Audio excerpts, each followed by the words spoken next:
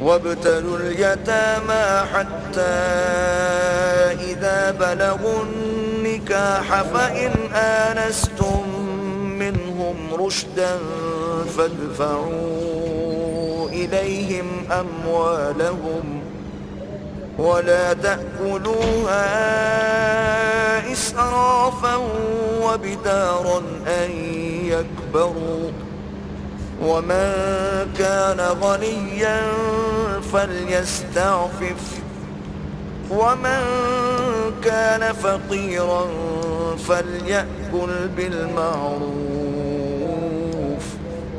فإذا دفعتم إليهم أموالهم فأشهدوا عليهم وكفى بالله حسيبا. اور یتیموں کو بالغ ہونے تک کام کاج میں مصروف رکھو، پھر بالغ ہونے پر اگر ان میں عقل کی پختگی دیکھو تو ان کا مال ان کے حوالے کر دو، اور اس خوف سے کہ وہ بڑے ہو جائیں گے یعنی بڑے ہو کر تم سے اپنا مال واپس لے لیں گے، اس کو فضول خرچی اور جلدی میں نہ اڑا دینا. جو شخص آسودہ حال ہو اس کو ایسے مال سے قطعی طور پر پرہیز رکھنا چاہیے، اور جو بے مقدور ہو وہ مناسب طور پر یعنی بقدر خدمت کچھ لے لے، اور جب ان کا مال ان کے حوالے کرنے لگو تو گواہ کر لیا کرو، اور حقیقت میں تو اللہ ہی گواہ اور حساب لینے والا کافی ہے. للرجال نصيب مما ترك الوالدان والأقربون وللنساء نصيب مما ترك الوالدان والأقربون مما قل منه أو كثر نصيبا مفروضا. جو مال ماں باپ اور رشتہ دار چھوڑ مرے، تھوڑا ہو یا بہت، اس میں مردوں کا بھی حصہ ہے اور عورتوں کا بھی، یہ حصے اللہ کے مقرر کیے ہوئے ہیں. وَإِذَا حَضَرَ الْقِسْمَةَ أُولُو الْقُرْبَى وَالْيَتَامَى وَالْمَسَاكِينُ فَارْزُقُوهُم مِّنْهُ وَقُولُوا لَهُمْ قَوْلًا مَّعْرُوفًا. اور جب میراث کی تقسیم کے وقت غیر وارث رشتہ دار اور یتیم اور محتاج آ جائیں تو ان کو بھی اس میں سے کچھ دے دیا کرو اور شیریں کلامی سے پیش آیا کرو. وَلْيَخْشَ الَّذِينَ لَوْ تَرَكُوا مِنْ خَلْفِهِمْ ذُرِّيَّةً ضِعَافًا خَافُوا عَلَيْهِمْ فَلْيَتَّقُوا اللَّهَ وَلْيَقُولُوا قَوْلًا سَدِيدًا.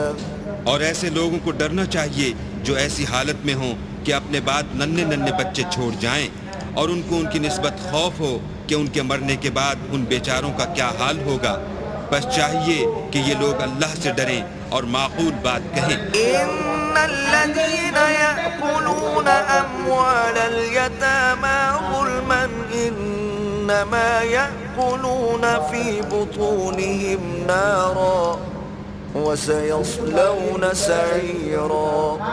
جو لوگ یتیموں کا مال ناجائز طور پر کھاتے ہیں وہ اپنے پیٹ میں آگ بھرتے ہیں اور دوزخ میں ڈالے جائیں گے. يُوصِيكُمُ اللَّهُ فِي أَوْلَادِكُمْ لِلذَّكَرِ مِثْلُ حَظِّ الْأُنثَيَيْنِ فَإِن كُنَّ نِسَاءً فوق اثنتين فلهن ثلثا ما ترك وإن كانت واحدة فلها النصف ولأبويه لكل واحد منهما السدس مما ترك إن كان له ولد فإن لم يكن له ولد وورثه أبواه فلأمه الثلث فإن كان له إخوة فلأمه السدس من بعد وصية يوصي بها أو دين. آباؤكم وأبناؤكم لا تدرون أيهم أقرب لكم نفعا فريضة من الله كان عليما حكيما.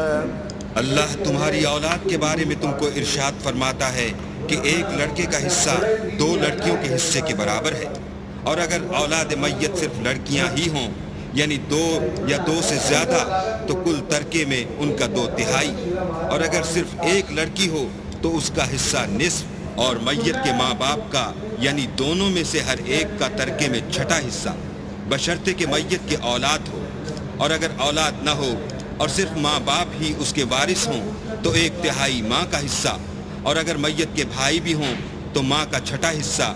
اور یہ تقسیم ترکہ میت کی وصیت کی تعمیل کے بعد جو اس نے کی ہو یا قرض کے ادا ہونے کے بعد جو اس کے ذمے ہو عمل میں آئے گی.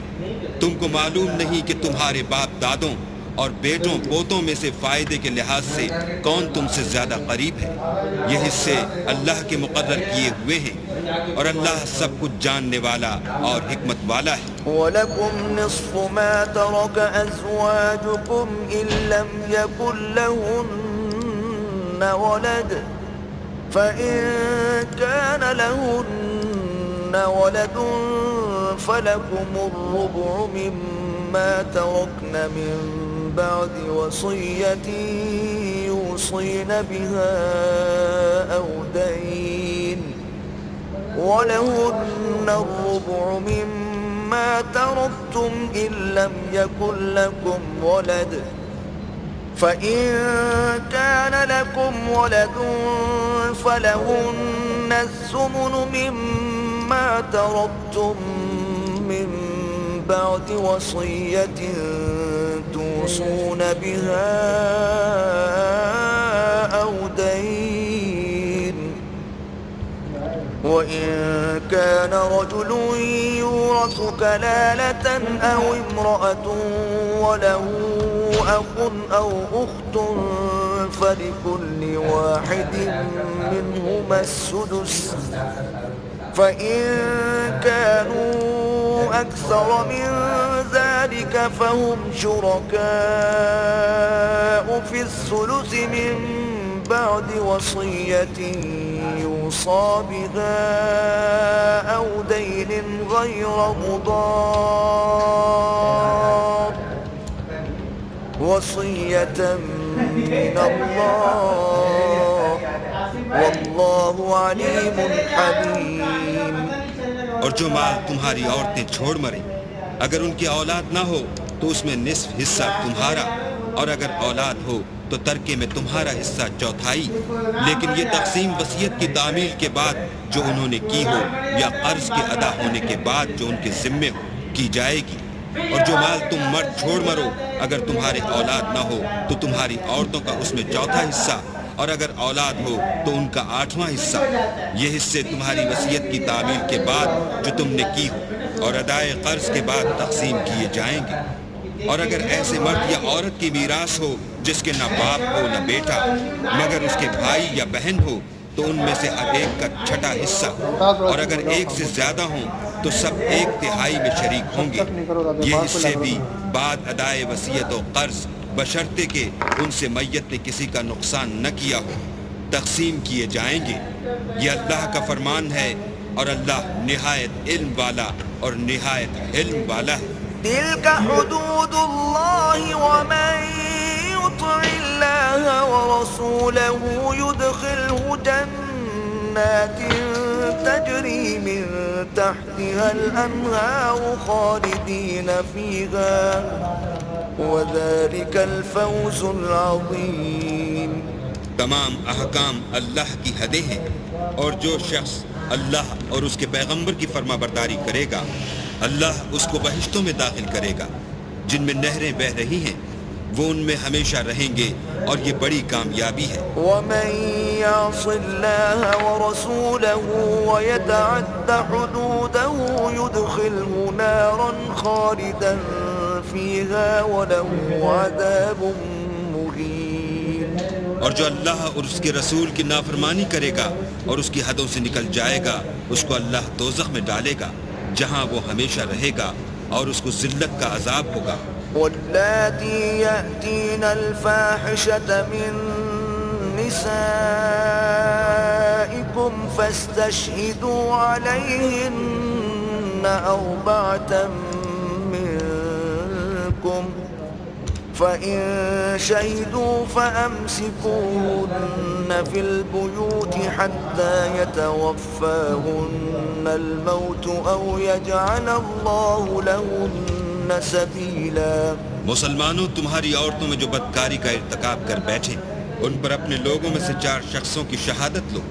اگر وہ ان کی بدکاری کی گواہی دیں تو ان عورتوں کو گھروں میں بند رکھو یہاں تک کہ موت ان کا کام تمام کر دے یا اللہ ان کے لیے کوئی اور سبیل پیدا کرے. واللذان يأتيانها منكم فآذوهما فإن تابا وأصلحا فأعرضوا عنهما إن الله كان توابا رحيما. اور جو 2 مرد تم میں سے بدکاری کریں تو ان کو ایذا دو، پھر اگر وہ توبہ کر لیں اور نیکوکار ہو جائیں تو ان کا پیچھا چھوڑ دو. بے شک اللہ توبہ قبول کرنے والا اور مہربان ہے. إنما التوبة على الله للذين يعملون السوء بجهالة ثم يتوبون من قريب فأولئك يتوب الله عليهم وَكَانَ اللَّهُ عَلِيمًا حَكِيمًا. اللہ انہی لوگوں کی توبہ قبول فرماتا ہے جو نادانی سے بری حرکت کر بیٹھتے ہیں پھر جلد توبہ کر لیتے ہیں. بس ایسے لوگوں پر اللہ مہربانی کرتا ہے اور وہ سب کچھ جانتا اور حکمت والا ہے. وَلَيْسَتِ التَّوْبَةُ لِلَّذِينَ يَعْمَلُونَ السَّيِّئَاتِ حَتَّى إِذَا حَضَرَ أَحَدَهُمُ الْمَوْتُ قَالَ إِنِّي تُبْتُ الْآنَ وَلَا الَّذِينَ يَمُوتُونَ وَهُمْ كُفَّارٌ أُولَئِكَ أَعْتَدْنَا لَهُمْ عَذَابًا أَلِيمًا. اور ایسے لوگوں کی توبہ قبول نہیں ہوتی جو ساری عمر برے کام کرتے رہیں یہاں تک کہ جب ان میں سے کسی کی موت موجود ہو تو اس وقت کہنے لگے کہ اب میں توبہ کرتا ہوں، اور نہ ان کی توبہ قبول ہوتی ہے جو کفر کی حالت میں مریں. ایسے لوگوں کے لیے ہم نے عذاب علیم تیار کر رکھا ہے. يا أيها الذين آمنوا لا يحل لكم أن ترثوا النساء كرها ولا تعضلوهن لتذهبوا بعض ما آتيتموهن إلا أن يأتين بفاحشة مبينة وعاشروهن بالمعروف فإن كرهتموهن فعسى أن تكرهوا شيئا ويجعل الله فيه خيرا كثيرا. مومنو، تم کو جائز نہیں کہ زبردستی عورتوں کے وارث بن جاؤ، اور دیکھنا اس نیت سے کہ جو کچھ تم نے ان کو دیا ہے اس میں سے کچھ لے لو. انہیں گھروں میں مت روک رکھنا.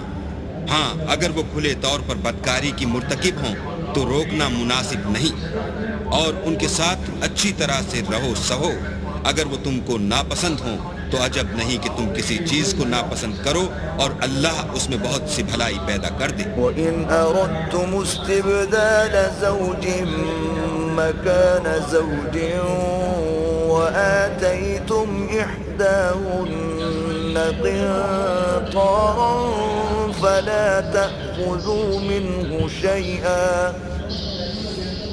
أَتَأْخُذُونَهُ بُهْتَانًا وَإِثْمًا مُبِينًا. اور اگر تم ایک عورت کو چھوڑ کر دوسری عورت کرنی چاہو اور پہلی عورت کو بہت سا سامان دے چکے ہو تو اس میں سے کچھ مت لینا، بھلا تم ناجائز طور پر اور صریح ظلم سے اپنا مال اس سے واپس لوگے. وَكَيْفَ تَأْخُذُونَهُ وَقَدْ أَفْضَىٰ بَعْضُكُمْ إِلَىٰ إلى بعض وأخذن منكم ميثاقا غليظا. اور تم دیا ہوا مال کیوں کر واپس لے سکتے ہو جبکہ تم ایک دوسرے کے ساتھ صحبت کر چکے ہو اور وہ تم سے عہد واثق بھی لے چکی ہیں. ولا تنكحوا ما نكح آباؤكم من النساء إلا ما قد سلف إنه كان فاحشة ومقتا وساء سبيلا. اور جن عورتوں سے تمہارے باپ نے نکاح کیا ہو ان سے نکاح نہ کرنا مگر جاہلیت میں جو ہو چکا سو ہو چکا.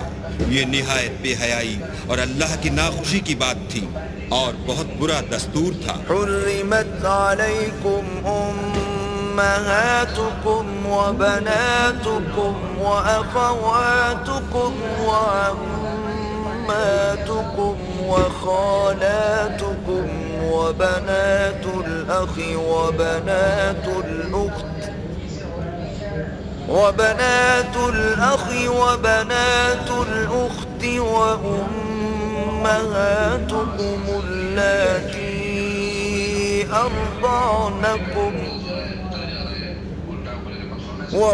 وأمهاتكم اللاتي أرضعنكم وأخواتكم من الرضاعة وأمهات نسائكم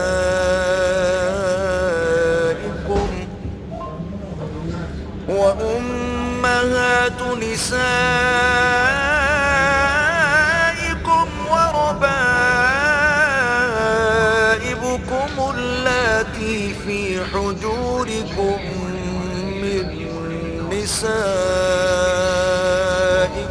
اللاتي دخلتم بهن فإن لم تكونوا دخلتم بهن فلا جناح عليكم وحلائل أبنائكم الذين